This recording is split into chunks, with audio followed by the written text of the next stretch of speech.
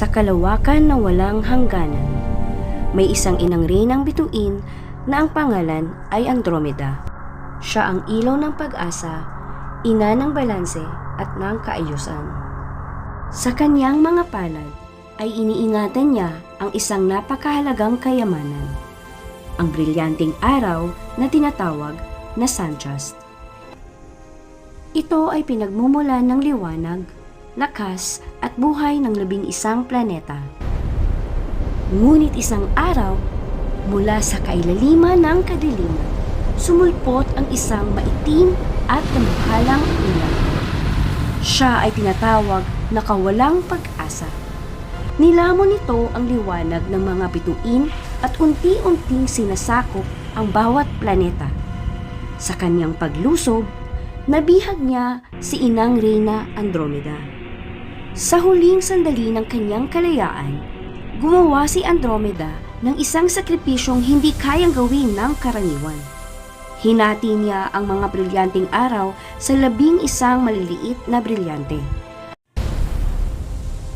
Bago siya tuluyang maglaho, ikinalat niya ang mga piraso ng brilyante sa isang planetang tinatawag na Gaia.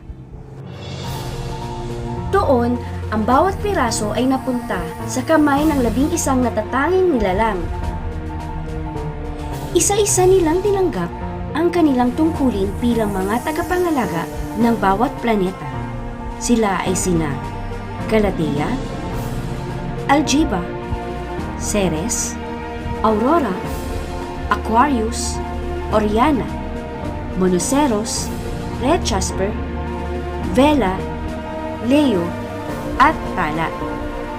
Sa bawat planetang kanilang prinotektahan, hinarap nila ang kawalang pag-asa ng buong tapang at ng lakas. At nang dumating ang sandaling tila wala nang natitirang liwanag, pinagsanib nila ang kanilang mga piraso ng brilyante at muling nabuo ang brilyanteng araw, ang suntrust. Sa pagbabalik ng liwanag, muling lumitaw si Inang Reyna Andromeda at pinakawalan niya ang 1.6 bilyong pana ng liwanag. Mga pana ng pagbangon, paniniwala at bagong simula.